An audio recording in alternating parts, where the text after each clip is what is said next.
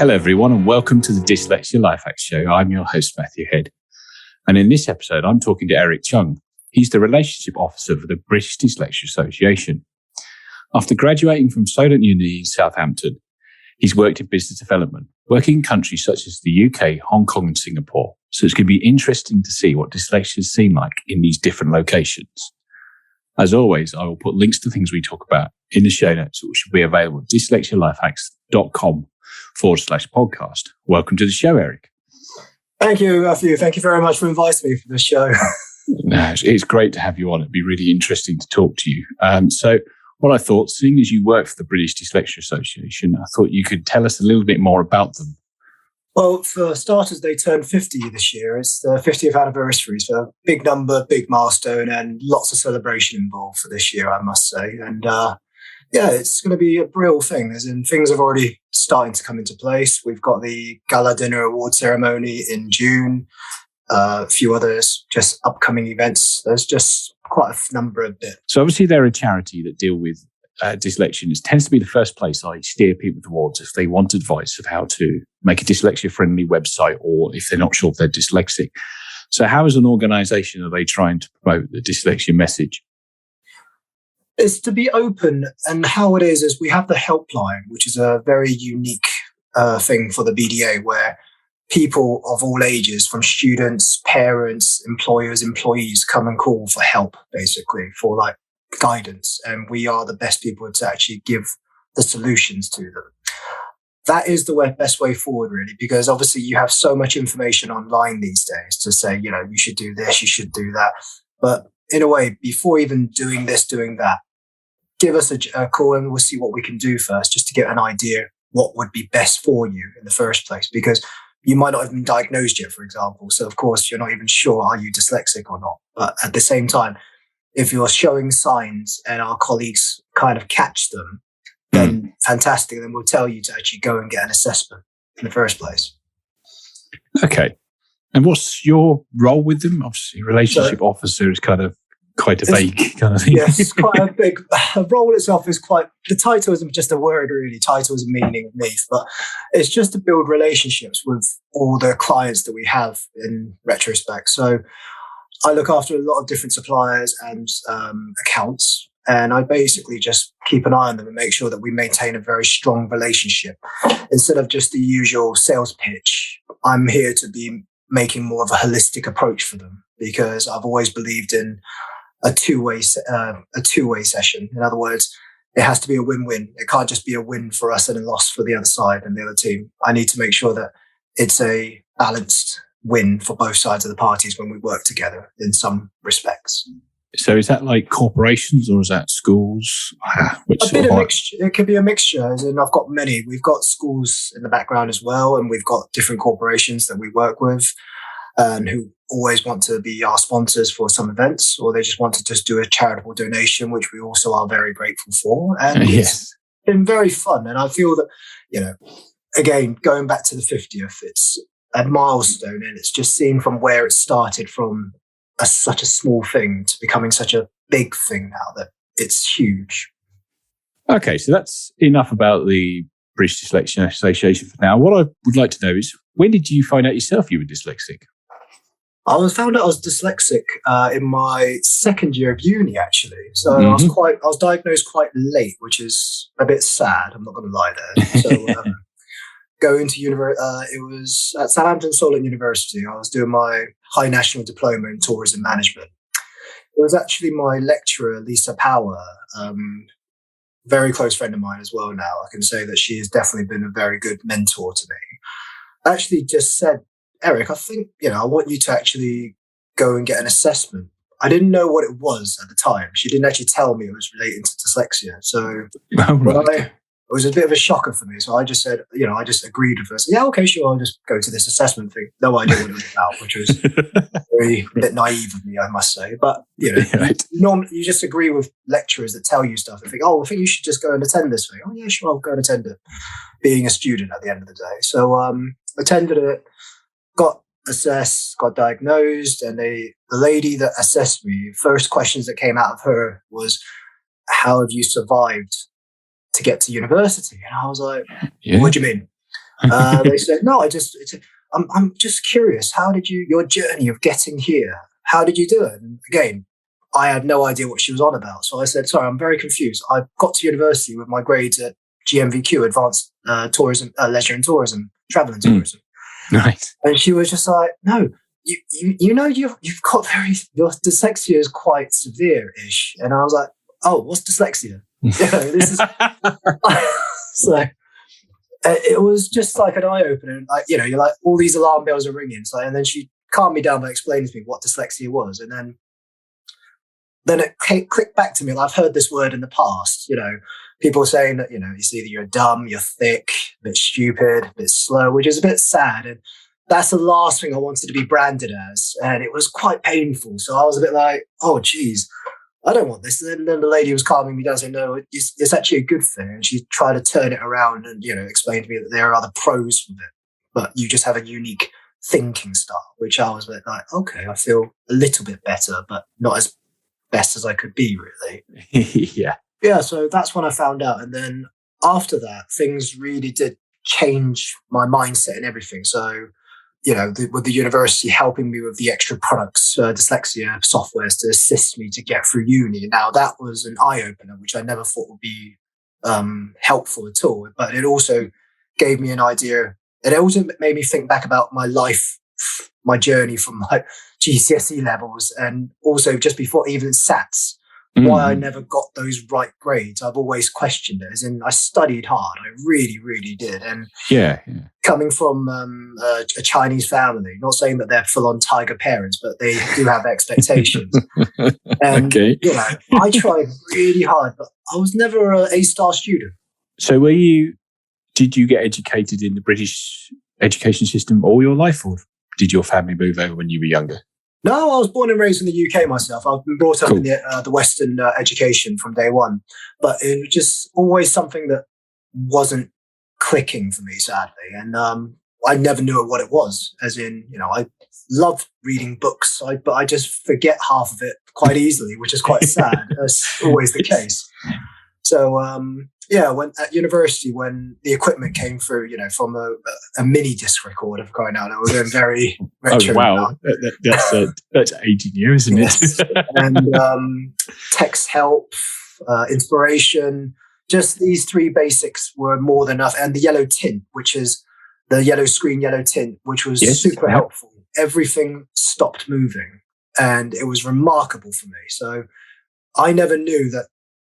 Throughout my whole life, I always saw the words moving, and it was quite scary. And I thought it was normal, actually. Because if everyone, you're telling someone else that is your words, the letters on the paper moving, they're just like, what are you talking about, you freak? Because that's something I don't have, is the visual stress. Not that I'm aware of, that I don't have the letters dancing. So can you explain a little bit more how that looks to yourself? It's so. White paper, black ink, for example, some of the letters are floating, as in they're not on the actual paper itself. It's just like maybe an inch or two above the paper, just a few letters. And it's tricking, in a way. I always thought it was tricking my mind, or, I thought I had eye issues to begin with being young. That's why I was like, Mum, Dad, I need to go see an optician to see if there's something wrong with my eyes, because it's freaking me out. But, But the thing is, to them, they can't see what I can see. So in a way, as a parent, they thought I was fibbing. So that didn't help. And they didn't understand that I kept saying to them that, I don't think this is right. But, if it's like if they're constantly telling you that, the paper's white, it's white, even though that I see a different color or something else, you will eventually have to believe them, because, they're your parents at the end of the day, or other people. You're asking for their opinion. Do you see this moving? No, you don't. You're going to have to think, okay, something's wrong. But is it just me, or is it just everyone's messing me around, basically? I don't know. And so you say it's a yellow screen color that you use to stop that effect? Yes, that's correct. So for the first time in my second year, I was like, oh God, how old am I? I think I just turned 20 or 21. And everything was just more calmer for me, which was absolutely amazing. So in other words, all the letters were just staying put on the paper. I was like, wow, this is actually amazing. I could actually read a book or read an essay or a report properly now for the first time in my life without having the extra stress on me.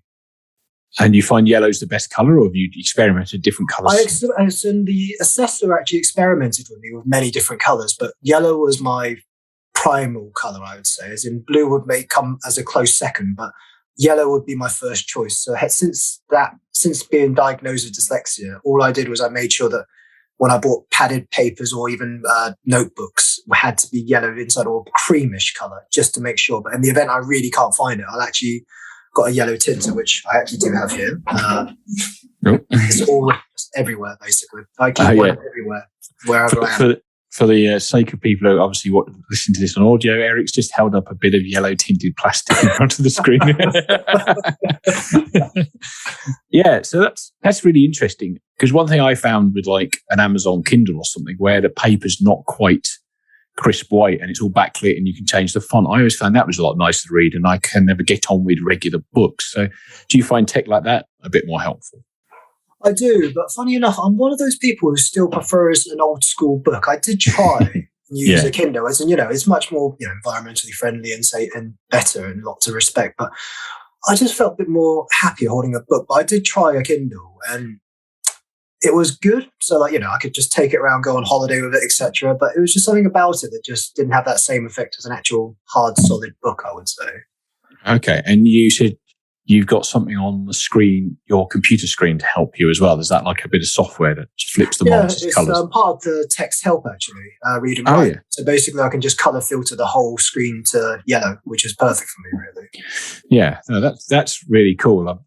It's really interesting. I recently just updated the website because I realised that I had black font on white background. And now and I was reading actually the guide by the British Dyslexia Association how to make websites written word more accessible. I was like, ooh, I need to tweak it. So now it's just an off-white colour with a sort of grey kind of font on it, which even for me, who doesn't suffer too much with that, it's like, this is more comfortable. Now, that's really interesting. So you say you got all this assistive tech and you look back on your life and you're like, this all makes sense. And obviously it must have made university a lot more easier after your second year doing all that through. Yeah, definitely. As in, I was at the time from first year, I only got a pass, which is like great. Like most university, everyone says that it's good that you just pass with your 40%, whatever. But to me, I wanted more higher standards. I was looking for more of a merit type. And at the time, before I was even anywhere near that being diagnosed, I said that you're still on the level pass. And they said you at least try to get your, with this help and support, I managed to get a merit, which I was so proud of. But brilliant. At the same time, I was a little bit upset because I wanted to jump from year 2 of High National Diploma into the third year degree. That's what my target was. But sadly, because even with the merit, jumping into the third year degree, my lecturer, Lisa, said that you will struggle so much that you'll probably end up dropping out in the third year because it will be super tough. What we strongly recommend you is to take the year 2 degree and then do basically 4 years in uni total. Now, it was more of a financial burden in my head to do that. I didn't really want to go down that road. Plus, all my friends are basically ones that continued on. They jumped into third year. Only very little of them decided to take the second year route. I was a little bit upset. I really was, as in seeing all my friends, and also they graduate year before me as well. So they're gone. And then I graduate the following year. But I'm grateful I did that. I'm grateful I was told to do that, because I think I would have actually just dropped out otherwise. As in, even with the support and help, jumping into the third year, I think it would have been a bit of a suicide, I think, for me, with my level of capability. So, yeah. Okay. And that was good. It sounded like you had quite a few good people around you from the sort of university side that gave you good guidance through your degree side of it. Definitely. As in, I'm just super grateful that my lecturer caught on to it, because let's just say she hadn't, I don't know where my life would have ended up, as in how far I would have gone to where I am now if I hadn't been diagnosed at that stage. So, we'll get onto that a little bit about employers of how it works and, the scary part of it for most people, whether they say it or say not. But no, definitely, I must say Southampton Solent University gave me that opportunity to diagnose me and to make sure that I got the right support to make sure I passed, or I graduated basically with a degree in honours in tourism management. Oh, brilliant. So post-graduation, you obviously then decided to go out into the world of work, I guess. What was your next move? Actually, so this was the funny part. I decided during my final year, there was a, how would you call it? Yes, a grant, that was it. So basically they were pitching for anyone who wanted to do an entrepreneurship on their own, but obviously during university. So I thought, I'm in my final year, this is a bit risky, but I decided I wanted to go into the event industry.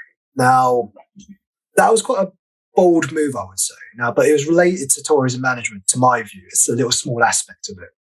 My friend and I, Sylvester Mido, we both come from very different backgrounds. We enjoyed our uni lives. We enjoyed dancing. We enjoyed going clubbing like any other student would. But what made it remarkable was we made extra cash. This is, we met from clubbing and dancing as a good mate, as a partner as well in the game. But what made it unique was we started it off by handing out flyers. Now, this is quite going backwards now, during university breaks, there's always people standing around giving flyers out to people at the breaks. And that's how it started. And it's like, this is just extra cash for me in my second and third year at uni. So 4 years total, I've been uni. So in my second and third year, I was just handing out flyers. And I attended those events and realized, so they, as a thank you, that instead of giving me much cash, they always gave me drinks, which I always welcomed, of course, because that's like remarkable, free alcohol. Yeah. Student 101, we pay them in booze. Yeah, and it was fantastic. As in, I didn't have to get money out of my pocket. This is just like, here's some drinks vouchers, enjoy. I'm like, oh my God, there's like 10 vouchers that you can just, that's 10 drinks like that. It's amazing. Were you maximising the alcohol content? A little bit. I wouldn't say no to it, definitely. But it was just remarkable. But I attended these events, and both him and I saw that there was a market missing, and it was the international students. They would never go out. Yes. The Europeans, the Asian market, none of them wanted to go out because, there was not that whole mix and match still, I felt. As in, they're away from home, the culture is different and everything. And we saw that as a market, and we decided, what, should we take advantage of this? As in, let's see if we can do our own event first, just to test the water, just to see it first. So we approached many clubs that every club already had a fixed night, but we decided to go on the nights that were like the dead nights, we called it. So in other words, even though they open, there's no one going there except it's an empty. So you might as well just give. And basically, I pitched to them saying, I'm going to bring you X amount of people. Can you give me the venue for a good price, or give it to me for free, actually, because you're going to get revenue from the bar. And we just did it one event just for a joke, just to test the water, as both of us had student loans. So we decided, let's just chip in together on this, make some posters, make some flyers, get the word out, and let's see how it goes. And it was so popular and don't forget, we didn't research, as in like do data research. We literally just saw that there was a market in the niche that needed to be done, because these students weren't doing anything at the time. They really weren't. They'd just rather be at home, or they were trying to find their own people type. The French were looking for the French, German looking for the German, Chinese were looking for the Chinese. They wanted to be in their own little gangs, which is fully understandable because you're coming to another country. And I think it's understandable for communication reasons. And at the same time, it's an opportunity to learn the British culture in some respects as well, people. Mm-hmm. And after that one success, that's when the head was like, okay, maybe we need to try and get revenue somewhere else. And that's when this grant came up, and I decided to pitch for it. Okay. And this was in my last year of uni. So I'm trying to balance both work and my education. And I thought this was very risky, but at the same time, I want it because I got such a rush from doing that first night. I wanted to do more. And my friend Sylvester Mido, he was a graphic designer. So he had nothing to do with events in his background, but he enjoyed doing this type of stuff as well, as in especially the design work behind it and actually the execution of the night. And we just thought, let's just work as a partner and a team on this. I love it. We both have our agrees, we both have our disagrees, but that's how we balance it out as a yin and yang, I say, as a little duo. That's what really that's what lifted me into this industry, really. So during uni and after uni, I decided to continue this journey as an entrepreneur. The company was actually called Unknown Production. Okay. It was very random. a lot of people were like, what does that mean? I was like, there's no meaning. We just decided to call it. So nobody owns us. Just a little slang term, being a uni student, you just make something up. I'm like, yeah, this will do. Yeah, I'll do it. Yeah, go for it. Yeah. And then later on down the line, we found out it's actually a Pokemon name. So it was quite funny there. But, we just went along with it. But events got bigger, and we did monthly events at Southampton to begin with. And then we ended up doing it in Portsmouth, in Bournemouth. And we just built a reputation that we've got to attend Eric and Sylvester or Sly for Shorts events because they're that damn awesome. And I was just remarkable. I was just so happy that, the clienteles we got were mainly internationals, but eventually it branched out to the local students as well. Okay. So you actually had the creative spark was getting the international students together to show them what clubbing and events are in the UK like, to get them all to mix. And you managed to then expand it to just nights that all the students wanted to attend. Was it always based in the Southampton area? That's the heart of it, I would say, because we knew most of the venues and we're a bit more closer to them. So Southampton was the main hub, but when we had opportunities to branch out, I say the word branch out, but just extend further out, we just took advantage of it because we were recommended by other clubs to say, you need to get Eric and Sylvester into this because they know what they're doing, as in they're rolling with it now and it's something to do. Now, as we got bigger and better, obviously my mindset changed a bit because now I didn't want to just take like the money of the entrance fee.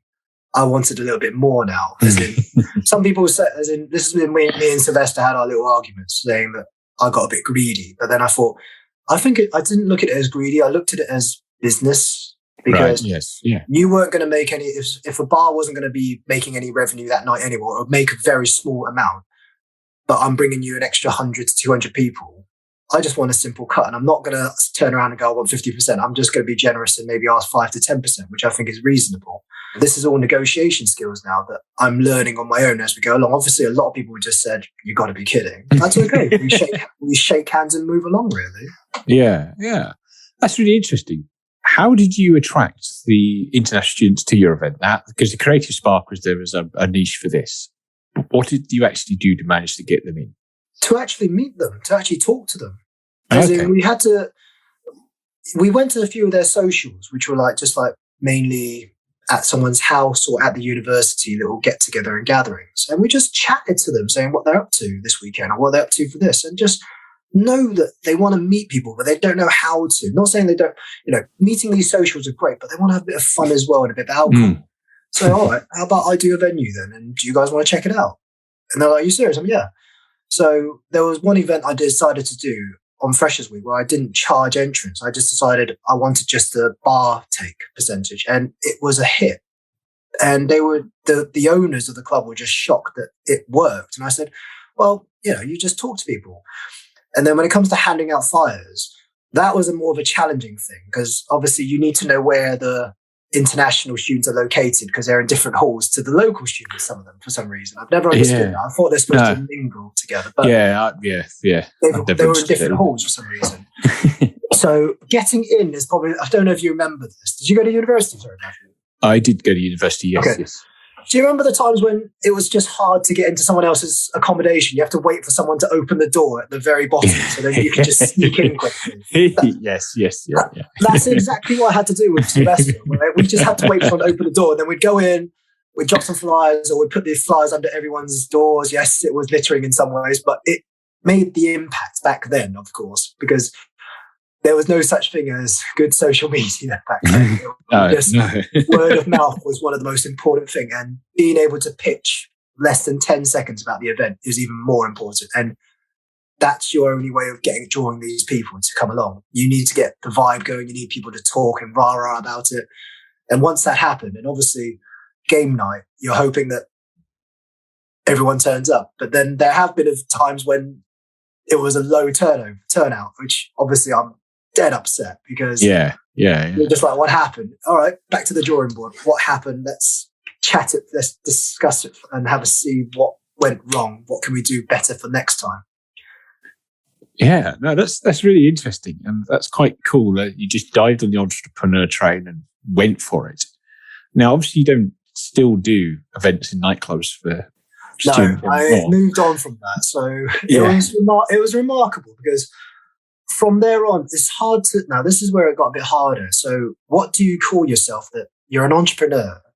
And how do you actually tell your next boss or your next employer that you want to work for them, but you've been your own boss? At that time, back in the 2000s, people's mindset were very hard, and it was very annoying because when I said that I was partner of or CEO, nobody believed me, and it was super difficult. So before that, I already told Sylvester that I wanted to go and learn more, gain more experience by looking for working for an actual event agency or company. And he said, no problem at all. He wanted to continue an own production, which I said, no problem at all. You continue it and treat it as your baby. But I was job hunting like mad, but no one was willing to give me that opportunity because I was to a lot of people. And I remember one of the interviewers turned around to me and said I was just a young punk, which I was a bit upset by that, thinking, punk, as in, but I've done all this. I've made this amount of money being a student.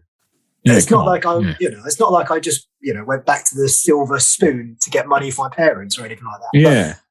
So in the end, I decided in my head, right, if that's the case, I'm going to drop my title to project, hoping that might help a little bit. It still didn't. So I dropped it down to another smaller title, to just event coordinator, just to get people interested in me. And finally someone bit, and it was Sparshall College.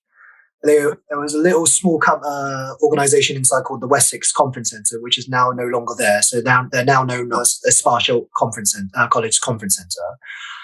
I went in as a events coordinator for events and weddings, which I didn't expect to touch, but it was part of the role, and I thought I might as well. Bit different to student nights at a nightclub, isn't it? Weddings, yeah. Completely. The whole thing was different, but the basics of events was still there, as in how to run it by asking the right questions of what your target audience is, who the target audience is. All the main foundation stuff of running a function is there. And while at Sparshall, this is like being my first organisation, company or school I worked for, I didn't actually disclose I was dyslexic. Okay, yes, something I was going to come on to, yeah. Yes, so something I completely forgot that I didn't really share much about of dyslexia, of how it's been helping me. It's just the creativity behind it. So just going backwards with my own production, I think it was just that creativity and spark that made me who I am and what I could think of outside the box. Just to wrap up with an own production, one of my best nights, which was to finish off, as in my departure as well, we decided to do a cosplay night. And that was basically everyone dressed up as anime or cartoon characters or film characters. It was a large hit. And that was to end everything for me. And I was just happy with it. I think I've got a picture somewhere. I dressed up as the character of Gintama, an anime character. It was just fantastic. So it was fun. That was that. So then moving back over quickly to Sparshall College, I didn't announce to them that I was dyslexic because, again, I didn't feel the need to. But when I think I was about 6 months, after I passed probation, which I nearly struggled on because I got questioned about it. So, your work style is getting a bit edgy. What's happened? And then, I didn't quite get it. What was edgy? Basically, I just wasn't doing the right job. I just wasn't doing my job properly, or I was missing very small stuff. Okay. It was a bit annoying, and I didn't know what to do about it. But they said that they're going to pass my probation because we can tell that you really do work hard. But then I continued struggling for another 2 more months, and I just said, "Oh Jesus, I can't do this anymore." And in my head, it was something that I didn't want to tell them, but I felt ashamed at the same time. But in the end, I had to, because I said, "No, I can't do this anymore." I said, "Guys, I'm actually dyslexic, and I think I need some help from you." I got taken aside by my boss just to have a chat. She was like, "Okay, how can we help you?" And I said, "Really?" They're like, "Yeah, how can we help you? We want to make sure you can do your job better," which was a turning to me because I thought they're going to fire me. They're going to sack me because I told them that.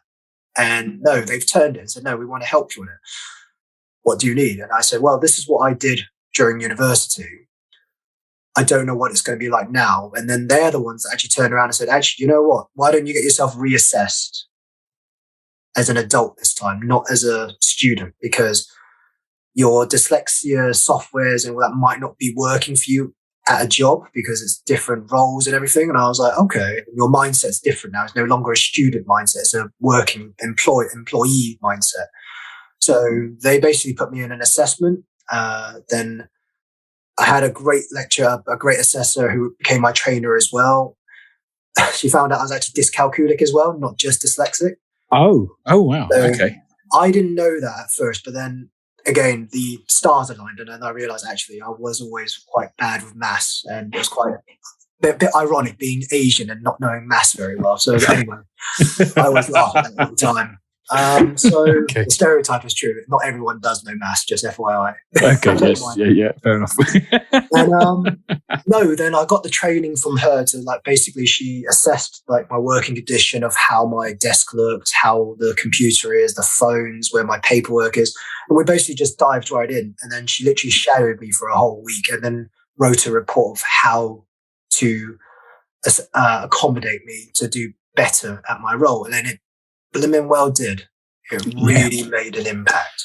That's really good, actually. So how did you find, not necessarily how the assessment was, but what did they pull out of the assessment that was different to what you needed at uni to make a big impact in improving your job and working style?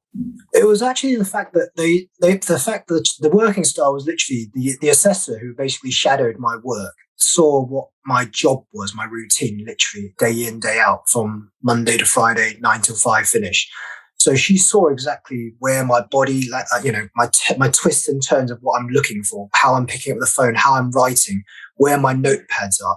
They were the start off of how they rearranged everything to make it suitable for me. That was the start off point. Secondly, they saw how, even an average Joe can do this, but before the end of the day, write down all the stuff you need to do for tomorrow and put it in a to-do list straight away. I know it sounds very simple that everyone else does it, but I don't believe that is the case these days. They put it in a to-do list, then the next day, and then mark them that, which is the most important ones that you need to attend to first, and then secondly, and then thirdly, basically, what's next. Have that ready. So then the next day when you come into work, your brain is a bit more calmer, you're ready to tackle everything much smoother. So that was the first thing that made a big impact. So that instead of me I don't know what to touch next, I don't know what to do next, which file should I be picking up? Now I know which is important, that I have to put it in a nice order, basically. Yes. So do you find, I find when I'm at work, I need to win the sort of 8 till 10:30 morning coffee time part of the day. And if I've done that, I'm rolling for the rest of the day. But if I'm distracted for that bit, the rest of the day kind of is going off. So I guess the to-do list then gets you back into that mode. You trapped everything on paper the end of the previous day, so it's not on your mind all night. But then you get to your desk, computer on, task number 1, or whichever one is highlighted, and go. And that really helps you to focus, right? Completely. It made me know exactly what I needed to focus on and not be distracted with all these other stuff and priorities that are just as important, but they're not on the main things I need to do that day. As in, that can still wait maybe another day, or it can be done later in the afternoon. So my mind isn't all crazy thinking everything is important, which it is, of course. It always is the case. So hence now that everything's a bit more priority, then I can sort of assess, right, do this first, sorted, next. Go and do this now. Okay, done, next. Breathe. I imagine you still do that technique to this day, right? I do, and it's just been improving every time. As in, I've made it we've using mind maps I've used from inspiration to mind view. They've all come in different ways, and there's different ways of even putting it in color coordination, from green as a go to orange as a hold and red as an amber. Don't do anything of this yet. It's just my own way of creating it, of what works for me, basically. Of course, there's a lot of trial and errors that I tried in the past to make it easy, because paper, you can only go so far, because if it goes missing, then you're a bit screwed for the rest of the day, really. Yes. Yep. I've always got a ringed notepad, because it has to be ringed for some reason, with a Parker pen put down the side of it. And that is right outside the desk all the time. So as well as the to-do list and making notes and prioritizing things, what else did that assessment show you that you weren't aware from your university assessment? The more on the thinking side as well. So for example, the mind mapping back in uni was just like basically doing report writing. Just have an idea, here's a subheading, another subheading, and then branches it out. Whereas this style, as a worker, as an employee, you've got to think even more broader now. It's similar, but a little bit different as well. So you've got your main topic. Then you've got to basically, depending on, like, for example, the event itself, it's making a template as well, you could say. So instead of, because they had a template, but it just wasn't very user friendly. So the template for me, I created was like the title of the event. How many people should there be? What time is the event from until? How many breaks are they having? Those are the basic stuff. And then when it comes to like the breaks, during the breaks, what items of snack are they having? 3 choices each time. And then also lunch, what are they having?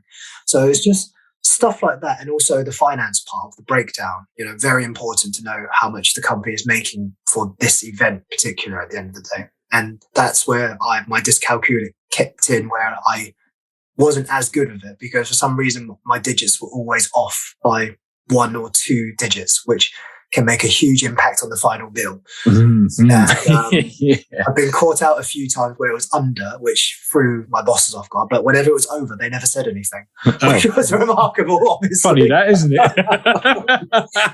So, I obviously I still had to return the money because finance picked it up and they're like, Eric, I think you overcharged these people. Oh, I'm really sorry. Let me, tell them and we'll send them a check. So, yes. Okay.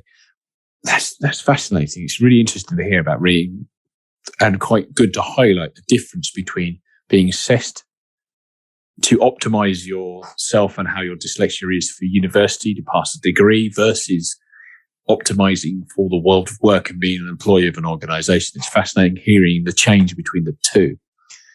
Something I would like to move on to is your time in Hong Kong and Singapore. Now, they are obviously very, very different to the UK. What triggered you to move over to that area of the world in the first place? It was actually a dare. And it was the best part of my life. It was a dare from my... So basically, this is what happened. I was originally supposed to leave in 2008. I had the opportunity of leaving England to move to Singapore in 2008, but I kind of wimped out because I just wasn't ready, and I was a bit scared as well because it's quite a big move to like move your life and everything over to the other side of the world. But I kind of regret I didn't, and because reason being at the time I was very comfortable in my comfort zone with the Sparshot College. I didn't want to move, and but I had a cousin Pete. Sadly, he's passed away now, but he's been like my big brother to me. And he literally dared me to move over to Singapore. And you're like, what? It was like, yeah, what have you got to lose? That's always, he kept telling me that. What have you got to lose? You're not happy in your current job. You've got no more ladders to climb because your manager isn't going to be leaving anytime soon. And you feel that you can't grow there. So it's time to go. So after seeing the crash in 2010 in America, I did a calculative guess in my head thinking it's going to happen to UK in 2011 anyway, which it did. I managed to escape just before. So after 3.5 years at Sparshot, I decided to hand my notice in. But what changed in a little bit in a funny way was they wanted me back. They didn't want me to leave, and they offered me more money. Nice. They offered me a higher title. And they even offered me a better pension scheme, which these were all individual times. It all wasn't a one shot, but it just showed how much they wanted me back, which I was so touched by. But I told them up front that it was got nothing to do with money or any of this anymore. No, I think a very good highlight also how you turned it around, struggling through your probation, then getting the right tools and assessment in to turning around to something they don't want you to leave. Correct, yes. So then, 2011 came. I packed my bags and moved in April, I believe, off the top of my head, with this wonderful new life I was starting from scratch, which was daunting. Just one suitcase and a laptop bag. Completely different. New. The whole thing was just brand new to me, as in there was nothing to say. But At the time, I was super scared, as in, again, no job, no nothing. So I didn't even know where to start. So I did a temp role at a recruitment agency just to start things off with, because I wanted to see if my CV was going to be good enough for what it is over there. And it's the complete opposite of what you'd ever expect. So okay, you need a profile picture on your CV. You need to show your date of birth. Yes. And obviously you need to say what your residence is, as in that you're an expat, a local, etc. All this stuff you would never need to do if you were in the UK, which was a bit of a culture shock for me. Completely. Yeah. Personally, I don't think they take disability very highly over there. That's just me, though. Okay. So when I got to understand a bit more about the role in recruitment, I did ask that person when I said, I'm dyslexic. Can you help me? I didn't get that same assistance or help like I did back in UK at Sparshot College. It was more like, oh God, don't tell anyone, Eric. Otherwise, they're going to look down on you, or they're going to look at it differently. They'll look at you differently. And then I was like, oh, crikey, Jesus. I didn't know how to react. I was just like, wow, that's a shocker, isn't it? a stunner. Yeah. Then I told my cousin Pete, and he was aware of it anyway. And he just said, mate, it's okay. You're going to learn to deal with it. I promise you. You've already got this far in life, and you've always managed it. You will be able to manage it again. I believe in you. And I was like, thank you. Okay, right. So great words of wisdom, I say. Very short but sweet and straight to the point. So eventually I landed my job with St. Regis Hotel. Yes. It's not a luxury hotel. And again, I struggled at the very beginning, but I managed to get all the softwares that I needed just to make sure that I could get by or get through my daily activities. Would you be speaking a different language as well? No, luckily I was very fortunate. Singapore itself is an English, language is English actually. First, one of their languages is English. The majority of spoken people are spoken as English. Oh, so yeah, because it's English and Mandarin, isn't it? So, yes, correct. Yeah. And then there's Malay, and then there's Hokkien. There's so many other dialects. It's amazing. Right. But English is the main priority spoken language. So I got away with it quite easy, but they've got their accent of, they call it Singlish. I'm not going to do any accents today, but it's just different is the best way of describing it. Yes. And you just got to get with their culture and tones. And sometimes it's like shortened English, or sometimes I call it lazy English personally. It's like they've got a thing they love to say, can. And I'm like, what? Can what? Like to them, can means, can you do it or not? So I was like, so it's just been shortened in a way. You're like, can't you just say the sentence? Yes. And then there was like, then their answer is cannot. And I'm like, that's just lazy English to me. Yeah. But never mind. If it works for them, because what's important in Asia, what I've noticed is everything has to be done quickly. So, time is an essence. So I can understand that. If you look at it in the business world, you want straightforward answers, then can, cannot, done. That's your answer. Yeah. Right. Yeah. But, not please, can you, blah, blah, blah, with all the no, English there's no please. It's built to the understanding. It's just literally can you get on with it. So I struggled like mad, but I managed to just scrape by at St. Regis, and eventually it just wasn't working for me anymore, as in I was doing stupid hours. It wasn't just a simple 9 till 5 job. It was 9 till 7, 9 till 8, even 9 till 9 sometimes. Wow. Okay. You're not expected to work those hours, but because if you can't keep up with the work pattern or the work pile, you will fall behind so badly the next day or the following day that you are just going to drown. Oh, I see. Yes. So yes. I just, and being dyslexic, I don't think that was very healthy for me either, that I was properly burning stuff in my head, burning my body to both sides of the candlestick. Mm-hmm. And I just got to the point where my body just shut down and go, you know what? F you, Eric. It's time to just stop now. You can't do this anymore. And I think that's when I went a bit downhill with my career at St. Regis, that I just didn't have as much fun as in that when you roll out of bed in the morning and it just wasn't fun. That was it. You're just not ready to go. But I was very fortunate. I took a good 1 month break and networked around. And just before that, I was just very lucky that I hit the right people, and Shangri-La were looking for someone. They happened to be looking for preferably someone who had experience with English people. And I was like, perfect candidate right there. Yeah. So I saw it, I applied for it, and then I realized they're actually looking for someone local, preferably. But then I said to them, that was my boss, her name's Chanel, great name. And I told her that, you won't regret hiring me, even though that, you're looking for someone who's British, but also that can look after the local market as well. I think that you've got best of both worlds. Yeah.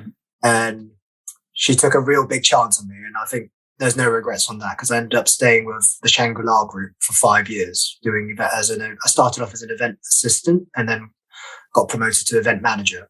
So, nice. So now you're in a job that you clearly were thriving in. Did you disclose your dyslexia to them at that point, or did you keep it quiet because it's just a general culture thing? Again, I kept it quiet a little bit because it was just uneasy to tell. Over there, you face a very big thing and you don't want to show any weaknesses in you, because people can really turn that weakness against you, I've noticed. Oh, okay. Yeah. In different aspects. Not saying that it's a bad thing, or, it's just a culture thing of how it works. You don't want to look weak, I think. And because I got into that routine, I didn't want to look weak. So I said to myself, okay, I'm going to deal with it. I'm going to go with what Pete told me. I'm going to deal with it. I'm going to manage it my own ways, which I did. And I just made sure that was what it's going to be. But I did mention it to my direct supervisor, Rachel, and she said, I don't see anything of your dyslexia, Eric. And you've actually managed it quite well. And I was like, what do you mean by quite well? Does that mean not good enough? Like, no, because I've seen you do your work, and I've seen that you've already got templates in place. I see that you've already got your, to-do list in place. I see that the first couple of months was just you learning the role and getting a feel for it, but you've managed to implement stuff into place that we wouldn't normally do because it's doubling our job. But for you, if it's helping you do your job, even though it's double the amount of work, it still gives the same result. We don't care. We don't mind. Just do as you can. But if you really are struggling, put your hand up. We are always a team helping each other. And that's what thrives off me most. The fact that it doesn't even matter if I was disabled, dyslexic, dyscalculate, anything. We work as a team no matter what. And, there are nights that we did work a little bit later than usual, but we all kept together. Some of us would actually go dabao, which is get a takeaway for everyone, which was good. And that just kept the spirit going. And I thought, actually, you know what? I actually at one point even forgot I was dyslexic, because I already managed to put everything into place that everyone can just understand my work, basically, of what I'm doing. So we have a system that if we ever take leave, we need to know exactly, pass it over to your partner, basically, to understand exactly what everything is. I would always make sure that everything is flawless, no matter what. If I do a handover, and in the event that it's anything's unclear, tell me now, obviously, before I leave. But then in the event you really need to call me, then call me. But otherwise, don't disturb, which they're very grateful. And I'm super good that they never did. And vice versa. Yeah. So I think that by that time being there, it worked. Everything was in place already. So I've kind of forgotten that dyslexia was even a thing, because I've put all the method and templates into place. So I've even, to me, it's second nature. So I don't even think of it as a negative anymore, if that makes sense. Yes, I think it's kind of also it's a bit of a dyslexic thing, isn't it? Like we mentioned about creative and problem solving, is that actually it's what you tend to do. And I do similar things with stuff at my work. So you end up templating things out. So you grab this thing and then just fill the bits in rather than having to start from scratch all the time. And it's kind of, you find your own route through some things. Correct. Yes, that's exactly it. Yes. Okay. So you spent quite a lot of time in Singapore, and then did you move to Hong Kong? Yes. So I did 4 years with the Shangri-La, and then I was getting bored as well, actually. And I wanted to explore, and word got out that I was going to leave the group. And just a quick shout out to my general manager at the time, Mr. Ben Bosnina. I call him Mr. B because he was an awesome guy. And also he took a chance on me as well. He was a French GM at Shangri-La and very accommodating, understood that, you're a bit more unique than all the other people. The fact that you can speak, English and Chinese, but you've got a Western mindset, but you've got in a Chinese body, everyone's going to be always like, oh my God, what's this? You've got to go to international school. Who are you? So it was always fun that way. And I was always upfront to him about everything, and I worked very well. He knew I was dyslexic as well. I was upfront to him from day one, and he just said, don't worry about it. I'm sure you'll be able to manage, but if you've got any issues, please give me a knock on the door. And he welcomed it, and I did occasionally for different sorts of help, but nothing to do with dyslexia personally. But because he would always, if I found something too struggling, he would always put something in place, a plan for me, which was good. Same goes for my director of event management, Chanel. They would put something in place for me to make sure that I would learn something in a more easier way. So that if I needed to relearn some skills in a specific area in hotel, they'll put me on the course. And then she'll say, if you need to disclose you're dyslexic, just tell them that, and then they'll have to accommodate you. I said, okay, done. So that was pretty good. I was going to leave Shangri-La. So word got out, and my GM himself actually said, why don't you stay with the group, but try a different country? And I was like, oh, this is interesting. I never thought I could do this. He said, yeah, we can do an internal transfer. Where would you like to go? And I thought, well, my motherland's Hong Kong. My parents from Hong Kong. I'd like to try Hong Kong. Yeah. And he was like, sure. Is there a post there, do you know? I said, at the moment, no. I don't see any things posted there job-wise. And he was like, okay. When you see something, tell me. And I was like, well, I don't really want to wait because I want to try something else. I don't know what happened. A job magically appeared, basically, after that conversation, which took me by surprise. Yeah. Yeah, that's where things got like, wow, this is the go time now, basically. This is go time. So I gave it one. So I moved to Hong Kong, started another new career, continued as an event manager, and I had the same issues again. Not being able to, shouldn't be disclosing I was dyslexic was a bit of a knock on for me for this side of Shangri-La now, which I was a bit like, oh, okay. You get looked down upon, you get frowned upon. I was a bit like, oh, so I just felt like the whole thing got deja vu of what happened back at St. Regis. Yeah. So I ended up working there for 1 year, and it was chaotic because I wasn't given the support that I needed personally. Even when I disclosed to them, they just said, just do your job, which was a bit upsetting because I didn't get the right support to make sure that I could, thrive on the job and get better at it. Is that the same as like when you were mentioning Singapore about not showing weakness? Is that a similar thing that happens over in Hong Kong culture, or is it very different? Bit. I feel it is in a way, as in it's not something that anyone really wants to like brag about and use it as an advantage or disadvantage personally, but people do look at you differently. I don't know. It's just something I've never understood personally, but even like myself, in the end, I just decided I'm just going to keep it to myself. But I wasn't happy anyway. As in, it got to that point where I ended up in Hong Kong only for 1 year. I just said, right, I'm ready to go home. I'm ready to move back to the UK now. But during that period, actually, before I forget, I managed to be in contact with the Hong Kong Dyslexia Association, and I met a few teachers along the ways, and they kind of brought me back up again. Brilliant. They picked me back up to say that, you're still a unique person, and we know that it is very challenging in Asia specifically that to bring up dyslexia. And I thought, oh, wow, you guys understand me. But yeah. At the same time, Eric, do you think you can do some talks with parents and children? And I was like, you know what? I'm going to do that because I believe in it. I really do, because I know a lot of Asian parents are very like, oh, X, no, this is not possible. So I decided to have a chat with a few parents and a few children and just explain to them that I'm also dyslexic, but I managed to graduate. I managed to work in UK. I managed to work in Singapore, and now I'm in Hong Kong. You will do it. It's just about having templates, having everything in place in a way that you can manage it. Just managing your employer's expectation and also managing your own expectation, because being dyslexic, one of the scariest things is when you are down, you can be very down and you can shoot yourself even worse than before. That's the worst thing I found being dyslexic. Is you can't get away with it, sadly. So when you're down, you'll always question yourself. It's those inner critics. Yeah. I found it's more severe than a normal person would have, because a normal person, or just average Joe, I call them, make it easier, they can just shove it off and go, never mind, sod's law, we get on with it. But for me, being dyslexic, I'm actually like, oh my gosh, what did I do wrong? How could I have done this? I will put myself down in the horrible way by talking myself down and be so down. It take me over a good 1 day to recover. God, right. Yes. Yeah. So it was tough.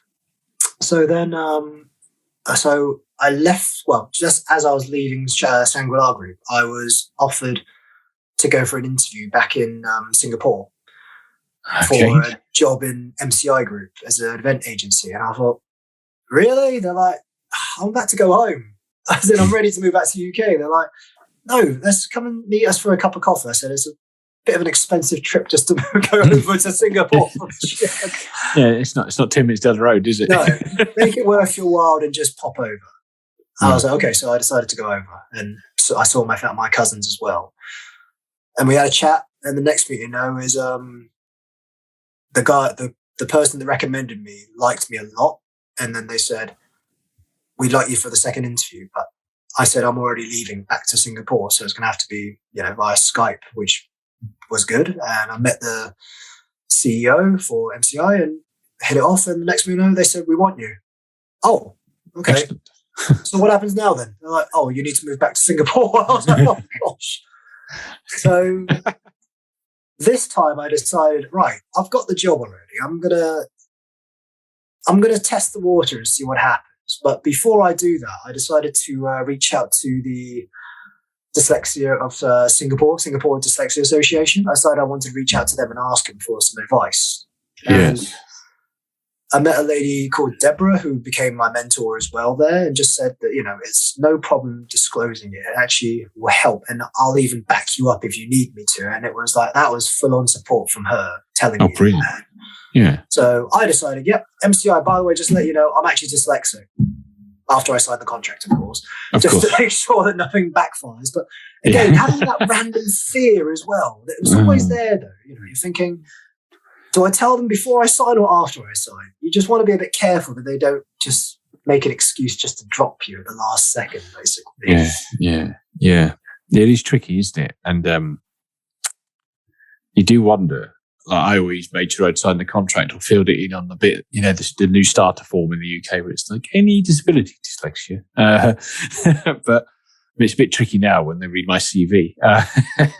Well, yeah, likewise as well. I've made it obvious, and I'm not that ashamed of it anymore. And I feel that if you like me as I am with what it says on my CV, then have a chat with me to make the difference. It will make such a remarkable difference. I know that competition is so high these days in the job market, so I fully understand people that are like, oh god, like straight away when I tick just in the disabled box with dyslexia or neurodiversity, and then I get rejected for the job before I even get an opportunity to speak to these people. I'm just like, oh god, is it because I ticked dyslexic? You question yourself all the time. You do, yes, you do, yeah. That's the sad part. But no, I'm happy I told them that I was dyslexic. So now I already had the support in place with MCI, and people understood. Actually, no, to be honest, colleagues didn't understand what dyslexia was again, so I had to educate them. And my friend, mentor, Deborah, actually said, I can do a talk for them if you want as well. I was like, fantastic. But because the pace is so fast, we just never got round to it because everyone's always working. I thought it would make my life a little bit easier, but it didn't.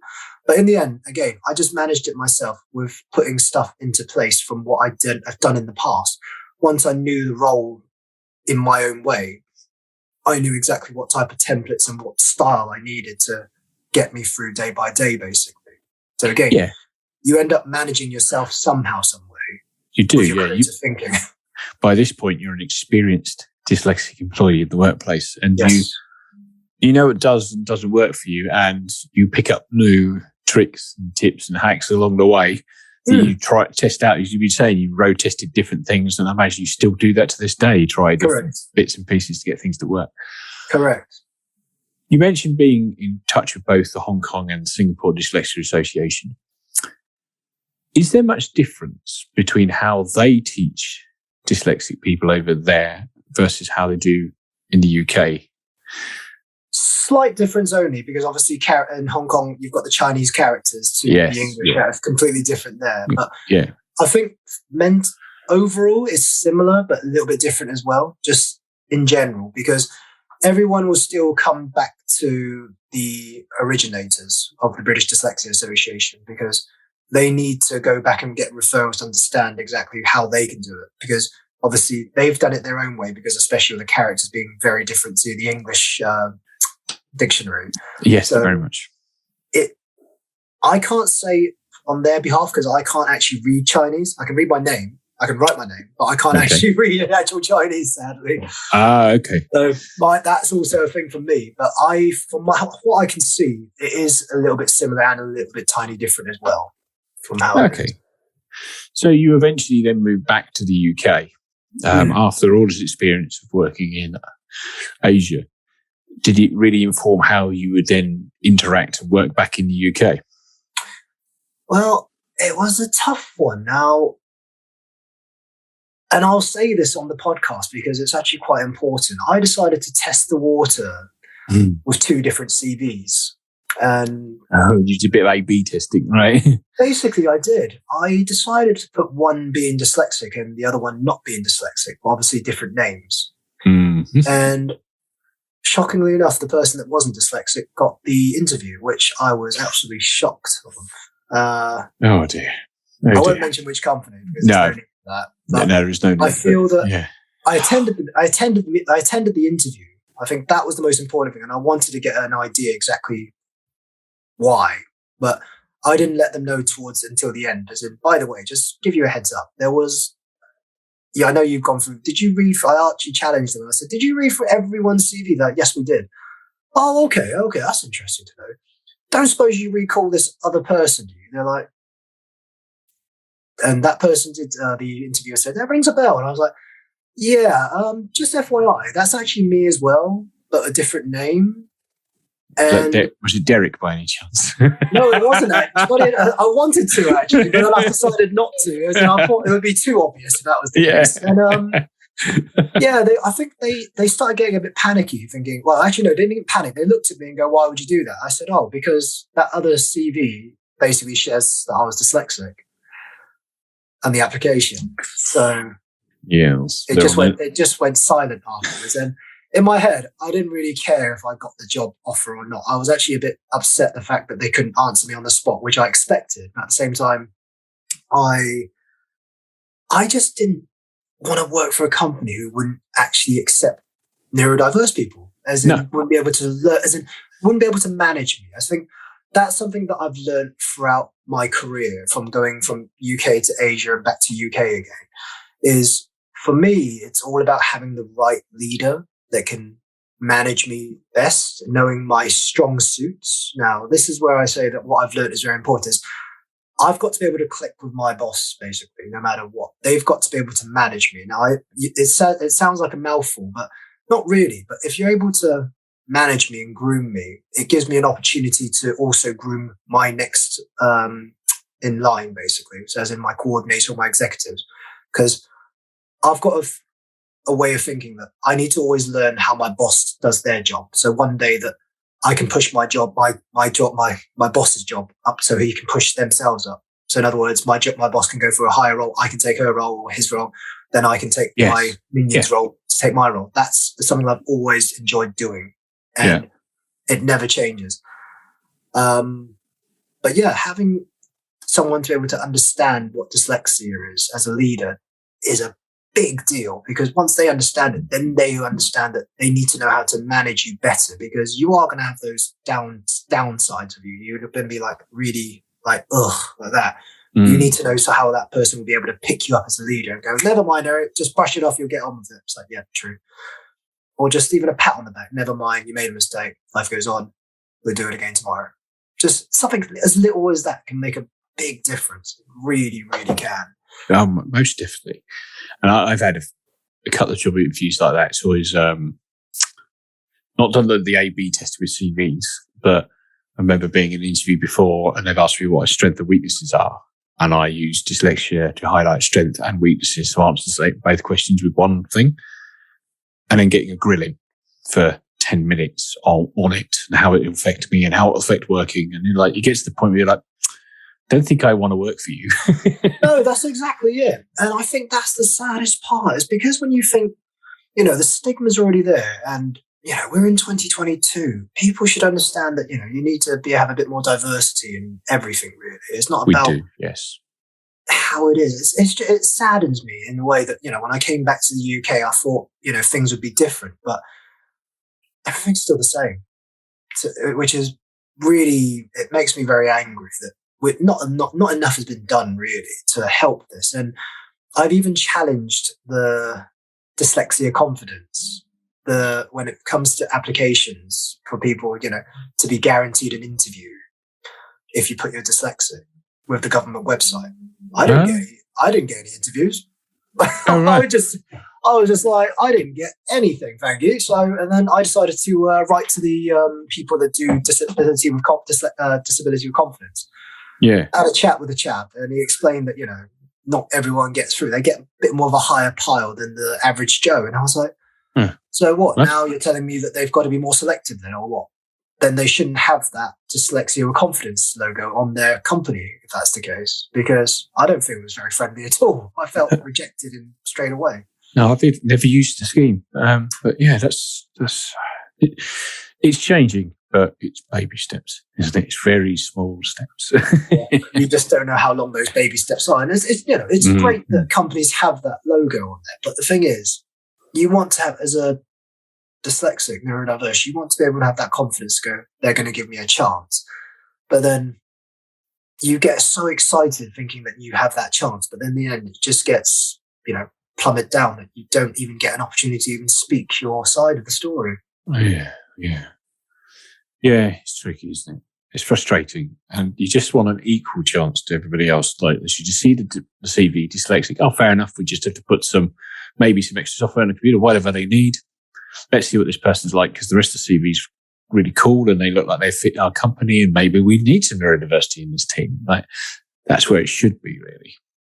By right, but as you say, it's still baby steps at early stages in life, sadly. But we just have to just get on with what we can, really. So hence, I've just come to the conclusion and agreement in my head that I don't want to, sometimes, depending on jobs now, I don't want to disclose it sometimes, but then if I feel that maybe the real question is, does it give me an edge by putting that I'm disabled with dyslexia? Does it give me an edge, or does it not? Or does it actually do the complete opposite? That's the $1 million question. We will never know, sadly. No, we won't. And you could A/B test it, but it's different for every employer. I think it's something that people should disclose, not necessarily at CV level, but at least some point, because as your story has highlighted, being assessed in the workplace and having the right tools in place allows you to thrive rather than sat in a corner struggling with that particular job. And that's, people deserve to thrive in their jobs with whatever neurodiversity they have. So this sort of brings me really to rounding out the end of this podcast. And I have 3 rapid fire questions I ask every guest that's been on this podcast. Sure. So you will be the 23rd person I've asked. And they don't need rapid fire answers from you, but we'll give it a go and see what happens. So The first question is, what prejudice have you had about dyslexia that has been proven wrong? That you're thick. Yeah. Straight away on that. Yeah, definitely. Okay. And the next one is, if an alien landed and you had to describe dyslexia to them, how would you do it? Flippin' heck. That's a unique one. I would just do they understand English? Let's assume they do. Okay, sure. I wouldn't have expected that as a question, but okay. I'd explain to the alien that it's a very unique, special way of thinking and creativity on top. Not my best answer, but it'll have to do for now. No worries. And of course, seeing as this is the Dyslexia Life Hacks Show, what is your favourite dyslexia life hack?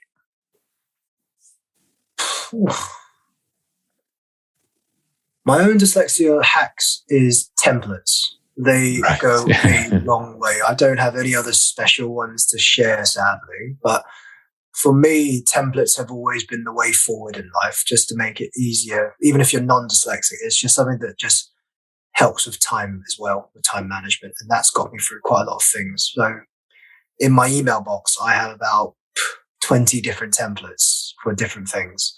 I know exactly which one I need to use for different scenarios. But if you give it to some random person or my next in line, they'll just be like, what is all this? Because they have no idea what anything means. But I already have it in a folder in a way that I've already structured it in a way that it's just easy. You just need to put the person's name and just the company name. Done. And if you want to make it a bit more closeness of relationship, you just add a bit more information about them or yourself. And that's it. Boom. Yeah, that's a clever little trick, having it all systemized and templates and just plug and play as when you need them rather than starting from scratch. Yeah, that's kind of quite clever, I think. Okay, well, I want to thank you for taking the time to come on and have a chat with me on this episode of the podcast. Is there anything else you'd like to add before we sign off? No, thank you very much for having me on this show. And if anything, I actually want to dedicate this little podcast, this show, to my late cousin Peter Cheung on this occasion, because he has been my inspiration throughout my journey in Singapore, in Asia. And he's been a very good mentor, let alone like a big brother to me. Brilliant. Well, thank you, Peter, and thank you very much for taking the time. And I want to thank everybody else for listening, and I will catch you guys in the next episode. Goodbye for now.